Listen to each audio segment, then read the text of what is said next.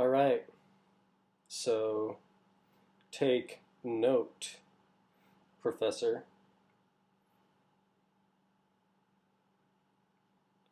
When it's said that the pyramids are built by aliens, let me then go down the road of metaphor. For does the stream itself recognize its own current? Then is its recognition of a body's then introduction to it? Where then, if I enter into a stream, being not a part of it, I then feel its current. Where does the stream itself feel its own current? Then, does self-love produce any product?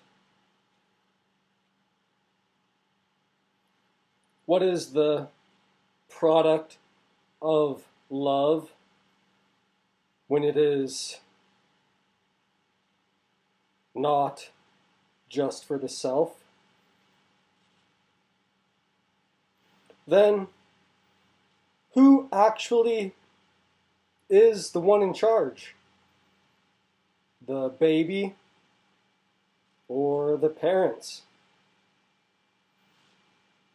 As time itself progresses, does not then the perspective itself then change as to who truly was in charge? Then what does it mean for one to recognize something beyond its control from afar? Is this not then a representation that distance itself has an effect, but its effect is something that is stable, yet beyond our control, that we then latch onto, where distance itself is merely a representation of time? Then are things then not ruled from afar? What is then to give things time? What is then to give things a sense of self? Where then the structures, organization itself is as though time itself is beyond our reach in the ability to control it. For then are we not simply chopping away at our own legs? So then, is the ruler from afar? What does it mean to be afar? But foreign? What is foreign but alien? Then, if currency, like the stream itself, is to be recognized, where currency itself is power, where then the one who sits on the throne of power is recognized as being so, then is not there a body from afar that to recognize this power then is introduced as something foreign to the stream to then feel its current? Then who is the baby? Who is the the ruler. Then I ask, what is it that built these things but a harmony between there being a product that comes from loving outside of one's self, where the questioning as to who is in charge is as a matter not unlike to who is the dominant partner in the relationship, where dominance itself is like unto the poles, where to be cold isn't necessarily to be cool. For then, what one would say is the pole isn't necessarily magnetic north in its being unattractive. What then is it not out? What then is it not then reaching out for nourishment? Then it itself becomes submissive, where then the greater cooling is of an attraction not built on a structure, that it itself is reminiscent of no man, and it's being something what is to be beyond control, that then things themselves feel as though they have a parent, what is then to be ruled by afar. Then the peoples and histories themselves, what it is that are exposed to this, then develop in conjunction with a calling of names for its building, what then represents this being ruled from afar. What then is their identity? What is then a seeking of harmony between the poles? That then there is a product out of love, where then love is more than just love of the self, for there is something that has an effect from afar. Then, truly, what is it to be the pole if then simply doing what is said to be beyond control is uncool? Then it is cooler elsewhere, which is a magnetic attraction. Then, who is the builder of these things? If for them to be recognized as structures of power, where the structure of power itself is one that is emanated from there being a dichotomy within who it is that is foreign and domestic, as then one recognizes the current of the stream when walking through it. Whereas though one who produces by their own hand is in recognition of its production, then whereas where is value but in recognition of a production, what itself encompasses these things that is from afar, though itself still residing within an attraction, what is then the notion that things from afar, things that are out of our control, which give us a sense of truth, where truth itself resides in the perspective that we ourselves have as to there being a personality to life. What is then our seeing it as something worthwhile, worth having, a stream worth walking through, where then its recognition is in the notion that existence itself is based upon harmonification of parts. What is then personality? For then, would these things be if it was not?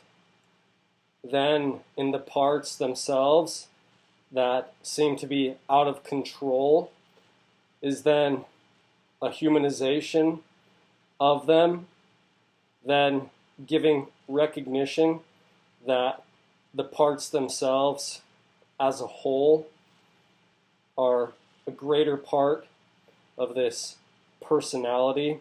What is then identity?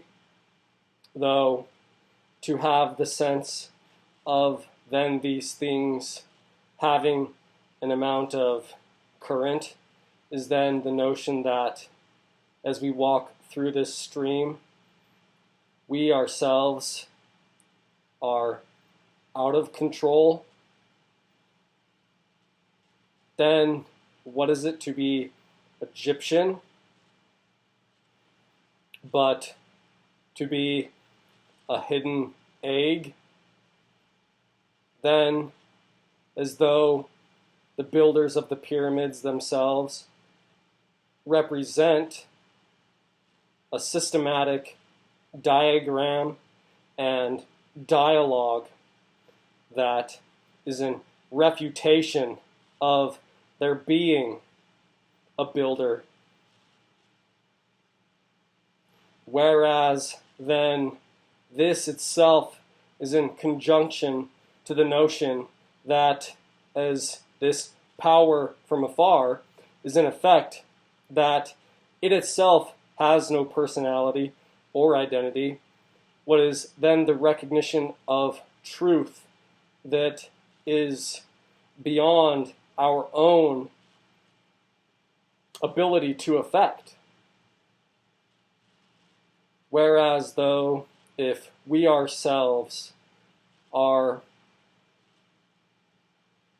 things that feel, things that see, things that have a personality, then it seems as though if personality itself is to arise from these things, then is not personality imbued itself within the deathly nature of truth that is beyond ourselves? What then, in this correlation, is a recognition that then this itself has personality? So then, who are the builders? Are the builders simply these ideals, where then to recognize oneself as such is to be in either recognition of power or to have it? Whereas though is not building itself then a becoming of parts? Where then is not recognition itself from afar, then itself what it is that gives power to the structure, where what is it that motivates people to then build but power? What is then the energy required to do so? What then by this was not the recognition from afar, then itself the building from afar? What is afar but foreign? What is foreign but alien?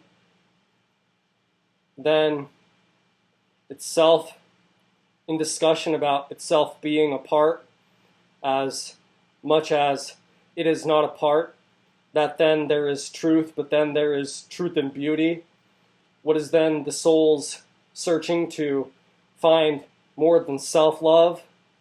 What is then that there can be a product outside of oneself, as then one loves outside of oneself, that then their products are not fruitless?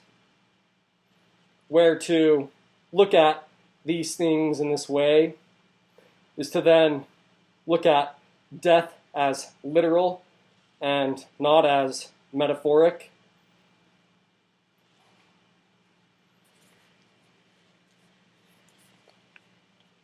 With winter itself being just around the corner, with of course fall still on the horizon, though fall itself is a season that seems like the moment, where then winter steals the show, wondering where the time went, as then winter never seems to end. With this in mind, I was also thinking about the statement, "What doesn't kill me makes me stronger," where then the killing is a representation of humility. What is to then find oneself no longer relying on nature for sustenance? What is then to become stronger in ways that are up to your own reliance, and clever nature to leverage yourself above nature and man? What then is one's being smart enough to not be told what to do? Then along these lines, I formulated a plan that incorporated my current position to mentally fulfill them. What included a more habitable environment, such as southern Utah, next to the Virgin River somewhere, so that the opportunity to grow a garden under these criteria is doable. Where then the time up until crop rotation becomes viable, I would have supplies that I brought along with me, weighted in a dry bag, laying in a wallow in the river. The camp layout itself would include an open and closed tent for instrumentation, and then habitation, the addition of goods to then procure the decency of it being a campsite that has culture. I was then thinking of my water well to be stretched over a dugout and half submerged with a loose covering to give it still having a sense of the river flowing in it. I guess I would then spend my time writing and procuring talents from various explorations, always ritualistically holding an argument to keep my camp clean and tense, like the bow and arrow I imagine having. That would serve as both its defense and the release when it felt like the right time to move. I would probably then explore a little hunting outside of my crafting and writing exercises, maybe then even some fishing. Though, given the nature of the environment, I do not think it wise to rely upon these endeavors for the proper start. What is then why I imagined the most realistic scenario being a rerouting of water into a worked plot of soil, that I'm most naturally inclined toward its being a square that had been boarded up on its sides for appearance. The initial crop I imagined growing was lettuce, a thing that I feel doesn't require much preparation, and then letting the sun elevate me above other requirements in feeling then leading to a will to survive, then leading to sustainment and fulfillment once a foothold had been reached. Then finding myself thinking about the statement, "What doesn't kill me makes me stronger," where then along the notions put forth on these lines then begs the question as to taking the statement literally, or metaphoric. Where the longer one then goes this route is then the more metaphoric the interpretation becomes. As then one's being killed by the land, are they not? One's being killed by the notions of strength, are they not? Where then when the endeavor is had until its fulfillment of requirement to be sustained for a longevity, then is one seeing that what one's doing entails is an incorporation of what takes one's moment into its doing, where then if one is here to say that all of this could be done, then are they not there where they would be in pursuit of the moment here, where then the pursuit, if here, isn't the fulfillment, for then its fulfillment is to be where one has overcome the moment. What is to be consumed by what doesn't take or give the moment, making choice seem neither here nor there, and it's then being an immortal state of cause and effect that then affects one's nature of doing on their own, where then it's only had as not in then fulfillment, what is then a reaching of requirement for the statement of what doesn't kill me makes me stronger, where then by one is taken by strength, and it's what doesn't give or take momentum. And it's then being surrounded by it, what is then to debate the metaphoric killing, as then strength is seen differently, given the habitat by which one applies this statement, where then to more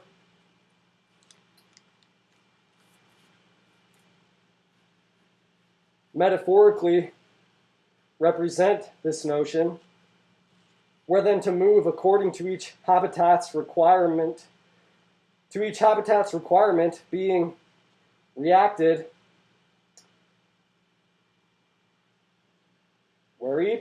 where then to more according to each habitat's requirement being reached by this statement is an imagined scenario that, given the having neither not having of momentum, to imagine the specifics of the scenario, then one imagines the state of fulfillment required to imagine a real scenario to include each habitat possible. Then imagining this states having the loss or gain of momentum, to each then a higher degree of habitation that specifies the true requirement to overcome each to fulfillment, then being a grand state of metaphoric death, to imagine the life possible. So, as one themselves becomes that lifeless aspect, is much so to then imagine a habitat and what it is that one must do to overcome it, what then is to fulfill the statement of what doesn't kill me makes me stronger, for then killing itself is just simply a being told of what to do, then one themselves actually to imagine the life possible there is in a greater state of death. For there is a loss and gain of momentum to be able to imagine a place as such, what is then to be without the personality, such as though the representation of the mathematics, the positioning, and other things alike within regards to the building of structures that themselves across the planet represent notions such as the ones depicted within the pyramids.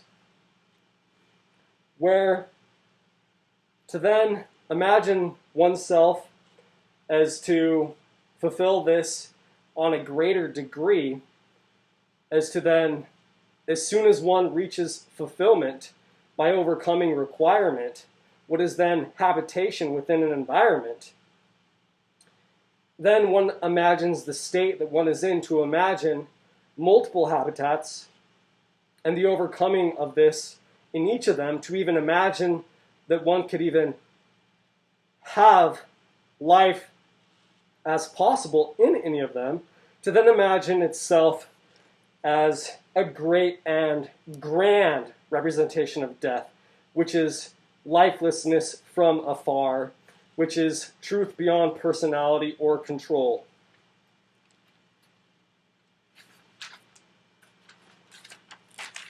That then, this imagined scenario becomes death itself, and the statement of what doesn't kill me makes me stronger becomes as untrue as it is true, and then its metaphoric death for imagined specifics of what it would take to live. For one to reach the notions of what one must imagine to overcome and have representation of personality is then the equivalent of its representation having lifelessness in a truth beyond control, to then actually have a degree of the sense of life represented in the host of habitats that are then represented. Whereas to interpret these things literally, as you do, is to then be so encumbered by the literal interpretations of death that one themselves is simply battling with the requirements of the land.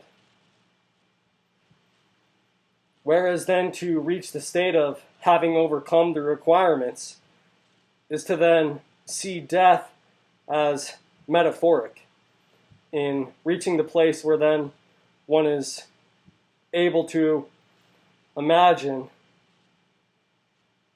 what life is like. Imagine what life is like, for your life is as if you are dead.